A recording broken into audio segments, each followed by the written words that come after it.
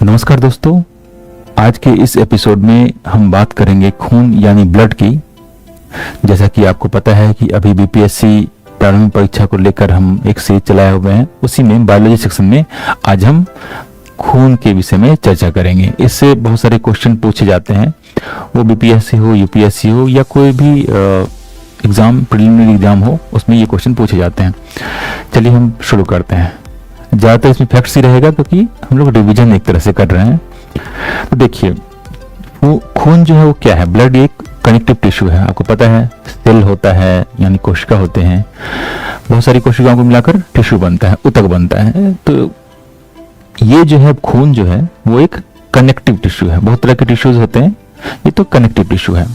और अगर हम बात करें टोटल बॉडी वेट की, तो अगर 100 है हमारा बॉडी वेट, उसमें 7 किलो जो होगा, अगर 100 किलो पूरा बॉडी वेट है तो 7 किलो यानी 7% जो है बॉडी वेट वो ब्लड का होता है।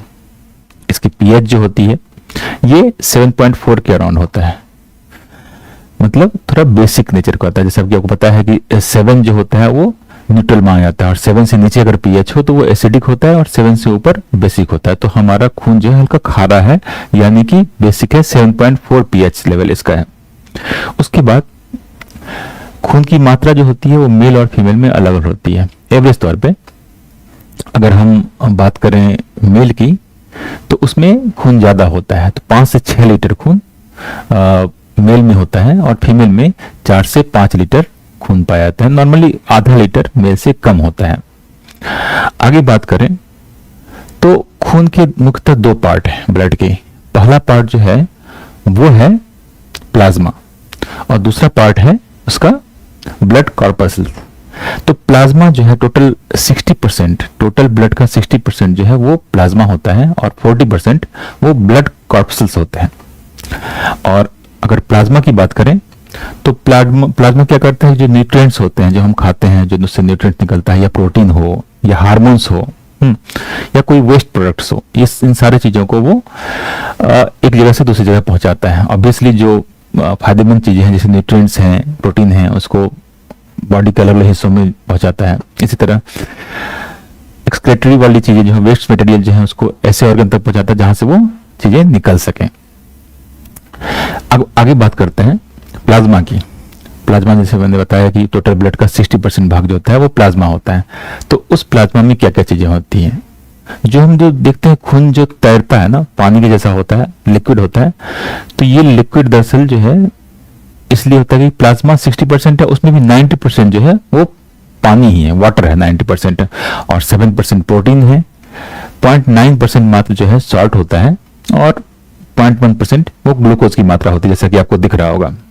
जैसा कि मैंने आपको बताया कि ये बॉडी के विभिन्न हिस्सों में अलग अलग चीजों को ट्रांसपोर्ट करता है। मेनली इसका ट्रांसपोर्टेशन का काम है। ब्लड ओवरऑल जो है उसका काम मेन जो है ट्रांसपोर्टेशन का है। वो न्यूट्रिएंट्स हो, वो वेस्ट मटेरियल्स हो, प्रोटीन्स हो, हार्मोन्स हो, कोई भी चीजें हो।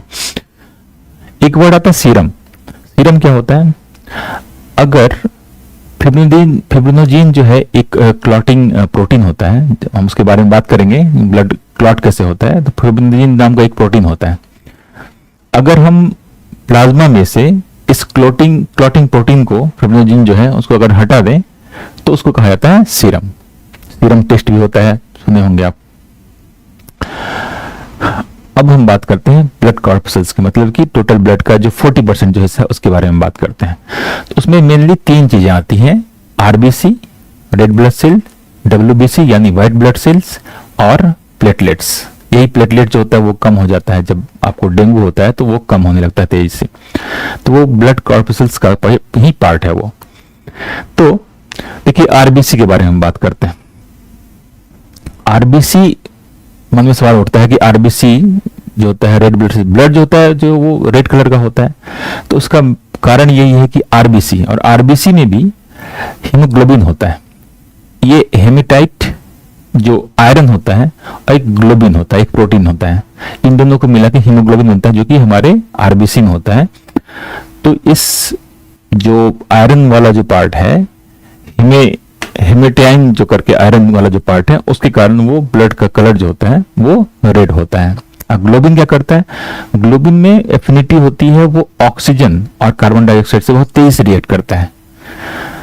यही कारण है कि ब्लड बहुत जरूरी है। ब्लड जो है हमारे बॉडी में ऑक्सीजन को सही जगह तक पहुंचाता है और कार्बन डाइऑक्साइड को निकलने में मदद करता है। तो वो ग्लोबिन जो है बहुत तेज, प्रोटीन जो है वो तेजी से वो कैप्चर कर लेता है ऑक्सीजन को और कार्बन डाइऑक्साइड को।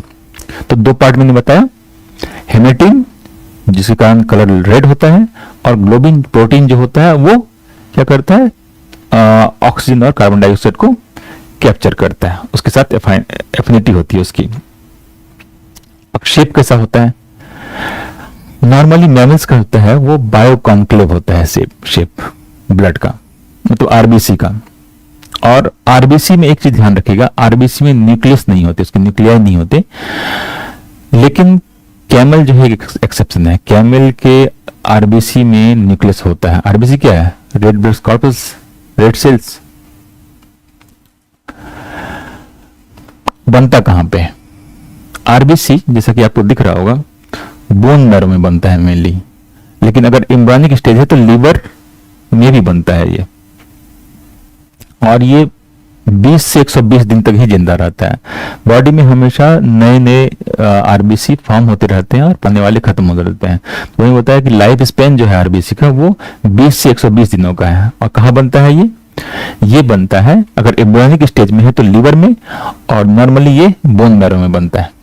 अगर कहीं बनता है तो कहीं खत्म भी होगा, तो कहाँ खत्म होता है, कहाँ डेथ होता है आरबीसी का? तो लीवर में डेथ होता है और स्प्लीन में डेथ होता है, खत्म हो जाता है यहाँ पे। लीवर को इसीलिए ग्रेवयार्ड ऑफ आरबीसी भी बोलते हैं। मैं आपको पहले बता दिया कि आरबीसी जो है वो क्या ट्रांसपोर्ट करता है? ऑक्सीजन और CO2 को रिमूव करता है। अगर हीमोग्लोबिन की मात्रा कम हो जाए तो क्या होगा? आपको एनीमिया होगा, बोलते हैं लोहे की कमी हो गई, एनीमिया इसको बोलते हैं। तो हीमोग्लोबिन अगर आपका कम है ब्लड में तो आपको एनीमिया होगा। और इसे बोलते हैं कि पालक वगैरह खाइए जिसमें ऐसे पौधे, ऐसे पत्ते, ऐसी सब्जियां खाएं जिसमें कि लोहे की मात्रा ज्यादा हो, आयरन की मात्रा ज्यादा हो। तो एक फैक्ट और है, जब आप सोते हैं तो आरबीसी की मात्रा 5% तक डिक्रीज हो जाती है। कभी कभी पूछते हैं ये क्वेश्चन। आगे चलते हैं। अब देखिए हम लोग WC के बारे में बात कर रहे हैं। WC यानी व्हाइट ब्लड कॉर्पसल्स, और इसी स्लाइड में हम लोग प्लेटलेट्स की भी बात करेंगे। WC अधिकांश लोगों को, आप लोगों को पता होगा कि हमारा जो रोग प्रतिरोधक क्षमता जो होती है हमारी, वो WC के कारण होती है। कोई बीमारी अगर आ रही है, कोई बैक्टीरिया या वायरस अटैक कर रहा है, तो सबसे पहले उसको फेस करना पड़ता है WBC को, व्हाइट ब्लड कॉर्पसल्स को। ठीक है, तो हमारी प्रतिरक्षा प्रणाली का एक महत्वपूर्ण हिस्सा है WBC। इसको ल्यूकोसाइट्स भी बोलते हैं, और कोई भी इंफेक्शन हो, है ना, उससे वो लड़ता है WBC। और ये भी जो बनता है वो बोन मैरो में ही बनता है ना, और लिम्फ नोड में भी बनता है, कभी कभी लीवर और स्प्लीन में भी बनता है। जहां पे डेथ होता है वहां बनता भी है कभी कभी, जहां पे आरबीसी डेथ होता है तो। लेकिन नॉर्मली ये बोन मैरो में बनता है, और आपके लिम्फोनाइट्स नोड्स जो होते हैं उसमें बनता है। बायोकॉन्क्लेव शेप मैंने बताया था आपको आरबीसी का। इसका शेप कैसा होता है?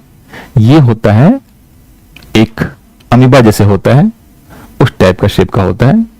मतलब एग्जैक्ट कोई शेप नहीं बोली है इसको, उस टाइप का होता है। और अंतर आरबीसी से WBC में एक अंतर और है कि WBC में न्यूक्लियस होते हैं, आरबीसी में नहीं होते थे, एक्सेप्शन था कैमल, लेकिन इसमें WBC में न्यूक्लियस होते हैं। अलग अलग तरह के WBCs हैं, जैसे लिम्फोसाइट्स होते हैं, मोनोसाइट्स, न्यूट्रोफिल्स, स्नोफिल्स। स्नोफिल जैसे वो बढ़ जाएगा आपको तो सर्दी जुकाम टॉन्सिल वगैरह होने लगेगा, तो स्नोफिल्स बोलते हैं इसको, बेसोफिल्स, इस टाइप की चीजें होती हैं। और WBC जो होता है आरबीसी की तुलना में काफी कम होता है। अगर 600 भाग आपका आरबीसी है, सिर्फ 1 भाग WBC, और वही पर्याप्त होता है बॉडी जो प्रतिरक्षा प्रणाली है उसको मजबूत रखने में। एक चीज और, यही WBC अगर बढ़ने लगता है, अनकंट्रोल बढ़ने लगे, तो आपको ब्लड कैंसर होता है, लिम्फोसर्कोमा। ठीक है, अब हम लोग बात करते हैं प्लेटलेट्स की, जिसको थ्रोम्बोसाइट्स बोलते हैं। इसका मेन काम है क्लॉटिंग करना, क्लॉटिंग का पूरा प्रोसेस मैं बताऊंगा, लेकिन अभी ये जान लीजिए कि प्लेटलेट्स का मेन काम है उसको क्लॉट करना। ब्लड जब आपका कहीं कट हो जाता है, कहीं भी कटता है तो खून निकलने लगता है, तो यही प्लेटलेट मदद करता है आपको ब्लड क्लॉटिंग में। और 1 से 5 दिन इसकी लाइफ स्पेन होती है। अच्छा, एक WBC में बताना मैं भूल गया कि 102 दिन की उसकी लाइफ होती है। तो सबसे ज्यादा लाइफ किसकी होती है? RBC की 20 से 120 दिन, WBC की 1 से 2 दिन और प्लेटलेट्स की 1 से 5 दिन की लाइफ होती है।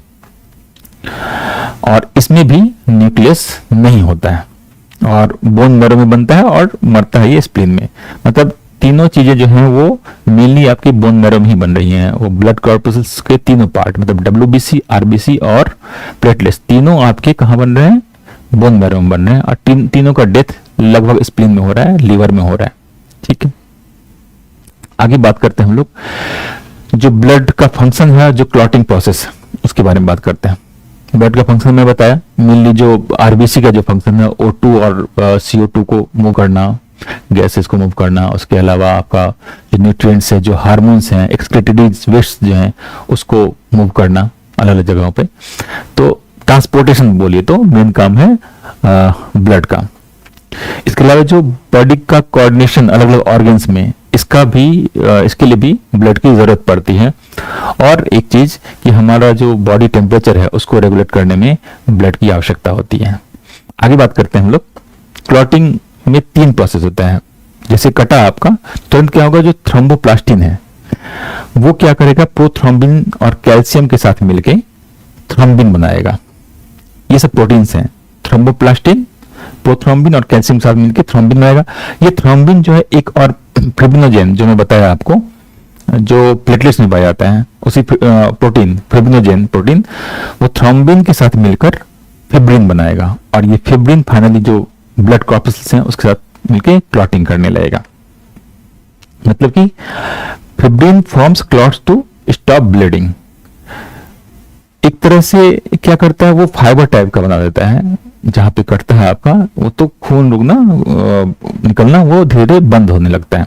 तो इसमें वही प्लेटलेट्स का काम है और मेनली जो फिब्रिनोजेन प्रोटीन है उसी करने चीजें होती है। और विटामिन के जो है अगर कम है आपका तो जल्दी से ये बनेगा नहीं। फिब्रिनोजेन जो है ये रिएक्शन नहीं करेगा तो क्लॉटिंग जल्दी नहीं हो पाएगी। इसलिए विटामिन के जो है वो क्लॉटिंग प्रोसेस में हेल्प करता है।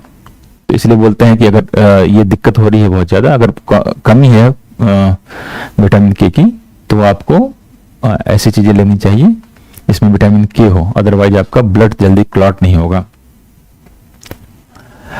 अब आगे चलते हैं हम लोग ब्लड ग्रुप के बारे में जानते हैं और उसकी क्लासिफिकेशन के बारे में। तो एक साइंटिस्ट थे लैंडस्टेन। उन्होंने क्या किया था, लैंडस्टेनर ने क्या किया था, ब्लड ग्रुप की खोज की थी 1900 ईस्वी में। और उसके लिए 1930 ईस्वी में उनको नोबेल प्राइज भी दिया गया था। बहुत बड़ी खोज थी। क्यों? क्योंकि उसके आधार पे ही बहुत सारे आगे के साइंटिफिक डिस्कवरीज हुए। तो उन्होंने बताया कि जो अलग अलग लोग होते हैं उनके ब्लड ग्रुप अलग अलग होते हैं। और मेनली उसका क्या कारण होता है, वो ग्लाइकोप्रोटीन, जो कि मेनली RBC मिलता है। तो RBC में मिलने वाला ग्लाइकोप्रोटीन है, उसके कारण ही अलग अलग लोगों के ब्लड ग्रुप अलग अलग होते हैं। और इस ग्लाइकोप्रोटीन को कहा गया एंटीजन। मुख्यतः 2 तरह के एंटीजन होते हैं, A और B। और एक और एंटीबॉडी होता है, वो ये मैं बताया ग्लाइकोप्रोटीन है, एक टाइप का प्रोटीन है एंटीजन। और एकदम इसके विपरीत काम करता है जो एंटीबॉडी होती है, वो एक टाइप का प्रोटीन है। तो वो भी A और B, antigen A, antigen B, उस तरह एंटीबॉडी A और एंटीबॉडी B। तो यही चीजें जो है मिलके बनाती हैं ब्लड ग्रुप। और इसी कॉम्बिनेशन से 4 तरह के ब्लड ग्रुप बनते हैं। और एंटीबॉडी कहां मिलता है, प्लाज्मा में। और मैं बताया था ग्लाइकोप्रोटीन जो एंटीजन है वो RBC में मिल रहा है, ऑब्वियसली उसी प्लाज्मा में एंटीबॉडी है भी। अब देखिए ब्लड ग्रुप A अगर है, एक चीज जान लीजिए कि जो एंटीजन रहेगा सिमिलर एंटीबॉडी नहीं पाई जाएगी साथ में। तो अगर हम बोल रहे हैं ब्लड ग्रुप A, इसका मतलब क्या हुआ कि एंटीजन A है और एंटीबॉडी B है। ठीक है, इसी तरह अगर ब्लड ग्रुप B है तो एंटीजन B हो जाएगा और एंटीबॉडी A हो जाएगा। इसी तरह एक ग्रुप बनेगा AB। इसमें दोनों एंटीजन रहेंगे, ए और बी, लेकिन इसमें एंटीबॉडी कोई नहीं रहेगी। ठीक है, क्योंकि साथ साथ नहीं रह सकते, मैं बताया आपको। और ये जो होते हैं यूनिवर्सल रेसिपिएंट होते हैं, मतलब इसको किसी का भी ब्लड चढ़ा दो, नहीं बोलते हैं कि ब्लड ग्रुप मैच करना चाहिए, है ना, तभी सक्सेसफुल होगा ब्लड ट्रांसफ्यूजन, अदरवाइज पेशेंट को खतरा हो सकता है। इसलिए पहले जांच की जाती है कौन सा ब्लड ग्रुप है। तो मैं बताया आपको कि ब्लड ग्रुप ए बी जो है वो यूनिवर्सल रेसिपिएंट है। क्यों? क्योंकि उसमें एंटीजन तो है, एंटीबॉडी कोई भी नहीं है, इसलिए आप कोई भी ब्लड चढ़ा दो उसको। इसी तरह एक होता है ग्रुप ओ, इसमें क्या होता है कि एंटीजन ही कोई नहीं होता, दोनों एंटीबॉडी होते हैं, ए बी एंटीबॉडी होते हैं। ठीक है, और ये यूनिवर्सल डोनर होता है क्योंकि इसमें एंटीजन नहीं होता। मैं बताया कि अगर गलत ट्रांसफ्यूजन हो जाएगा, गलत ब्लड चढ़ा दिया जाए तो उसके कारण दिक्कत हो सकती है। ब्लड क्या होगा, स्टिकी हो जाएगा, ब्लड एग्लूमेट कर जाएगा, वो स्टिकी हो जाएगा, चिपकने लगेगा अंदर में ही, है ना, और धीरे धीरे पेशेंट की डेथ हो सकती है। वही ब्लड ट्रांसफ्यूजन के बारे में हम बात करें थोड़ा डिटेल में। इसमें क्या है कि मैचिंग एंटीजन और एंटीबॉडी इज क्रिटिकल, मतलब हम एंटीजन ए के साथ एंटीजन एंटीबॉडी ए मिला दें या फिर एंटीजन बी के साथ एंटीबॉडी बी मिला दें तो खतरनाक हो जाएगा ये। और ब्लड स्टिकी हो जाएगा, इसी कारण एग्लूमिनेशन होता है, मतलब कि एग्लूटिनेशन, इसमें क्या होगा कि चिपकने लगेगा ब्लड, हाँ, जिसके कारण डेंजरस रिएक्शंस हो सकते हैं। आपको मैं बताया कि ऑलरेडी कि ओ नेगेटिव जो है वो यूनिवर्सल डोनर कहलाता है क्योंकि इसमें एंटीजन नहीं होता, और इसी तरह ए बी जो है यूनिवर्सल रेसिपिएंट कहलाता है क्योंकि इसमें कोई एंटीबॉडी नहीं होती। इस चीज को ध्यान रखिए, अक्सर पूछते हैं ये क्वेश्चन। आगे चलते हैं हम लोग। अब लोग बात करते हैं कि आरएच फैक्टर के बारे में, और एक बीमारी होती है एरिथ्रोब्लास्टोसिस फर्टाइलिस। आरएच फैक्टर क्या होता है, इसको भी लैंडस्टेनर ने और बेनर ने 1940 में खोजा था। उन्होंने एक रेसस नाम की मंकी अफ्रीका में पाई जाती थी, उसकी खोज की, तो उसमें एक एंटीजन, अलग एंटीजन, अभी तो मैं ए और बी की बात किया, एक आरएच एंटीजन उन्होंने खोज की रेसस मंकी में, इसलिए आरएच नाम दिया गया उसको, आरएच फैक्टर। तो अलग अलग शरीर में अलग अलग एंटीजन हो सकते हैं, मतलब आरएच हो सकते हैं या नहीं भी हो सकते हैं। तो जिनकी बॉडी में एंटीजन आरएच पाया गया उसको आरएच पॉजिटिव बोले, जिनकी बॉडी में आरएच नहीं पाया गया, आरएच एंटीजन, तो उसको आरएच नेगेटिव बोले। जब ब्लड ट्रांसफ्यूज करते हैं उसमें यह जरूरी है कि आरएच प्लस, जिसके बॉडी में, जिसके ब्लड में आरएच प्लस एंटीजन है, उसको आरएच प्लस एंटीजन वाला ही ब्लड चढ़ाया जाए। इस तरह आरएच माइनस वाले में आरएच माइनस वाले का ही ब्लड चढ़ाया जाए। तो बहुत बड़ी खोज थी, वही रेसस मंकी में बताया आपको। और आज इसमें क्या होता है कि अब अगर मान लीजिए गलत कर दिए हम लोग, आरएच पॉजिटिव वाले को आरएच नेगेटिव वाला चढ़ा दिए, तो उसी समय दिक्कत होने लगती है। फिर वही होगा कि ब्लड क्लॉट करने लगेगा, अंदर में स्टिकी होने लगेगा, तो वो मूवमेंट नहीं कर पाएगा, पेशेंट की डेथ हो सकती है। तो इसी से रिलेटेड एक बीमारी होती है कि एरिथ्रोब्लास्टोसिस फर्टाइलिस। इसमें क्या होता है कि अगर पिताजी आरएच पॉजिटिव है, माता आरएच नेगेटिव है, तो जो बच्चे पैदा होंगे, पहला बच्चा तो चूंकि उसमें मात्रा कम कम होगी तो वो बच जाता है, लेकिन उसके बाद वाले बच्चे में या तो प्रेगनेंसी के समय बच्चा मर जाएगा। मैं बताया क्यों मरेगा, क्योंकि वो उसका ब्लड स्टिकी होने लगेगा, वो सांस ही नहीं ले पाएगा, समझिए ब्लड जो है ऑक्सीजन को ट्रांसपोर्ट ही नहीं कर पाएगा, और भी तरह तरह कॉम्प्लिकेशन होंगे। या उपाय ये है कि आप तुरंत उसका ब्लड चेंज करो। तो बहुत खतरनाक बीमारी है अगर अलग अलग आरएच फैक्टर वाले, आरएच पॉजिटिव फादर हो, आरएच नेगेटिव मदर हो। तो बीमारी का नाम क्या बताया मैं, एरिथ्रोब्लास्टोसिस फर्टाइलिस। ठीक है, फर्टाइलिस मतलब कि प्रेगनेंसी में भी ये बच्चे को फर्टाइलिस को हो सकता है।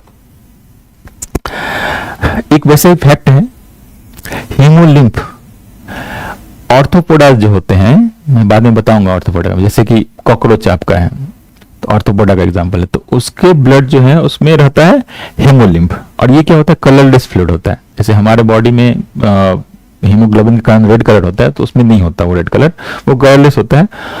और चूंकि इसमें हीमोग्लोबिन नहीं है तो वो रेस्पिरेटरी पिगमेंट्स नहीं होते नॉर्मल ब्लड की तरह, जैसे कॉकरोच में है ना, उसके सांस लेने का तरीका अलग होता है, वो हमारे जैसे नहीं ले सकते, क्योंकि उसके ब्लड में हीमोग्लोबिन नहीं होता, उसमें होता है हीमोलिम्फ। ठीक है, तो हम लोगों ने इस एपिसोड में काफी चीजें ब्लड से रिलेटेड कवर कर ली और बहुत सारे क्वेश्चन इससे पूछे जाते हैं, तो इस चीज को ध्यान रखिएगा, है ना। अगले एपिसोड में बाकी बात करेंगे। Thank you.